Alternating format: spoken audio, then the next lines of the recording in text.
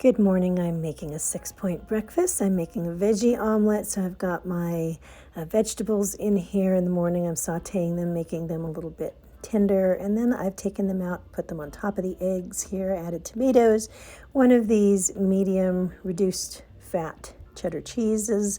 And also, this is for me and my honey, and also a strawberry quick smoothie and a fiber tortilla, and that is what I'm having for breakfast. Very filling. Lunchtime comes around, and I have 2 keto breads with some tuna, a hard-boiled egg, and some veggie soup, and half an apple, and that is my lunch. And then honey came home, and we visited for a bit, and we were eating some of these Cheez-Its. Oh my goodness, they're so good. So I had to count 5 points for these, for the ones that I ate, and I realized that now I need to section them out and only have what's in the bag, so that make sure that I don't go over, because it's very easy to do that with some things. All right, then later on I had a decaf and a 3-point cookie. And then I did my strength training workout and got on the trampoline and busted out some moves for about half an hour.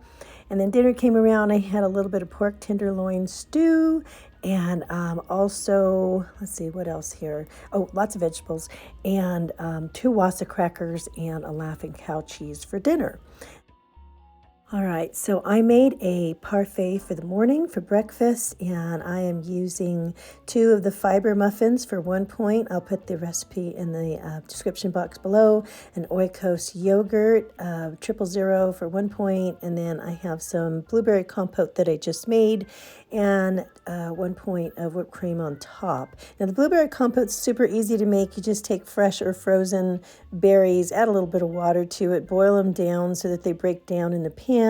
Add a little bit of sugar-free sugar, what your choice, and then add like a tablespoon or 2 of cornstarch to some water and mix it in just to thicken it up until you're happy with the thickness. And then I just cool it down, keep it in the fridge, and make use of it for pancakes, French toast, parfaits. Add it to yogurt, just have it with a little bit of whipped cream on top and maybe a graham cracker for dessert. You can do all kinds of things with it, and the blueberry compote itself is going to be 0. So it's really flexible. And that is what I did later on. I had dessert. I had a half a cup of this compote here, which is super sweet and yummy. And then a half of a graham cracker sprinkled on top. And that is going to be, I think it was like 1 point. And then 1 point of whipped cream on top. Good morning, everybody. It is Tuesday morning. I hope you're going to have a fabulous day. Welcome back to Cat on Point. I just want to check in with you today. Just a few thoughts. Number one, it's like I have noticed some things changing within myself because my word of the year is effective. And that means I want to be effective in all of the things that are important to me. And I understand that in order to be effective in those things, I need to do research, I need to do discipline, I need to do practice, put those things into practice in order to be effective. One of the books that I started reading is The 7 Habits of Highly Effective People. I've seen it, walked around it. My husband has read it before, and it was in my bedroom, and I've walked around it for weeks and weeks. And finally I said, you know what? I keep looking at that, and for some reason it kept calling me. It's one of the reasons why I chose the word effective for this year. And I said, I need to just read it and see what all the hubbub is about. So I'm doing that, and typically what I need to do when I want to really soak in a book is read it at least 3 times. And so I'm also making use of the audiobook. And I'm just soaking it in. One thing that I've noticed is that it's changing, the way that I think about certain things are beginning to change.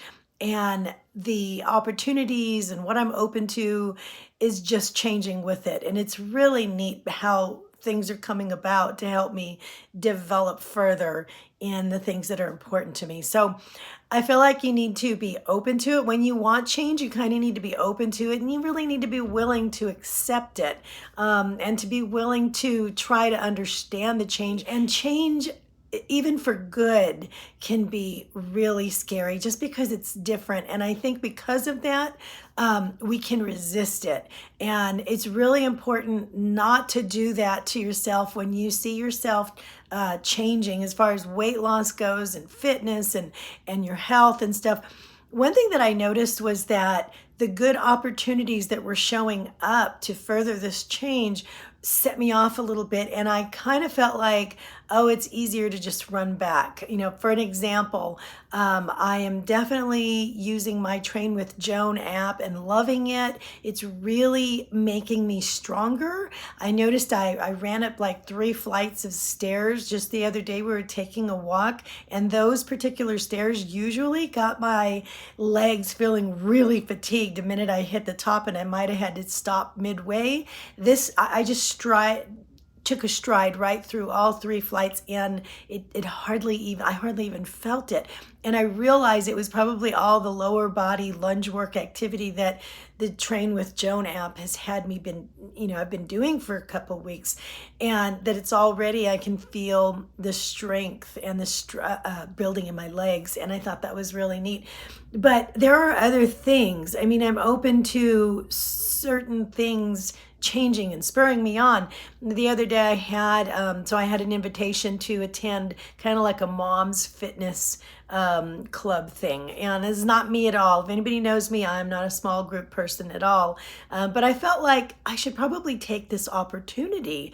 Maybe it'd be great because I can build some relationships that will help me spur on and get to my goals. But at first I felt a little bit of fear and the urge to run back into my cocoon and my safety net and everything that was the same.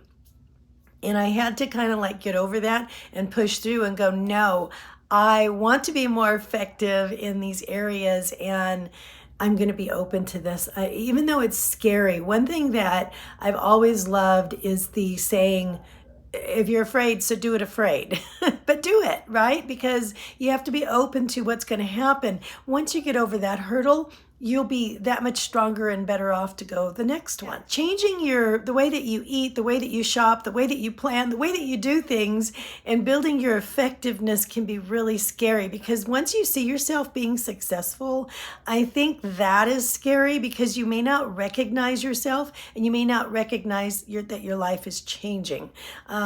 But even so, push through, stick with it, stick with the changes today and all the good choices that you're making, and embrace what's happening, because that butterfly is coming out. It's this whole butterfly effect that's coming out, and it's happening to your life as you work on it every day. So just wanted to encourage you to keep going today, keep with the healthy habits, find the healthy alternatives, and don't go away hungry. When it's time to enjoy your meals, don't go away hungry. Find the alternative that fits into your plan that is going to further you toward your goals. Okay, guys, I love you a lot, and I hope you have a wonderful day. See you next time.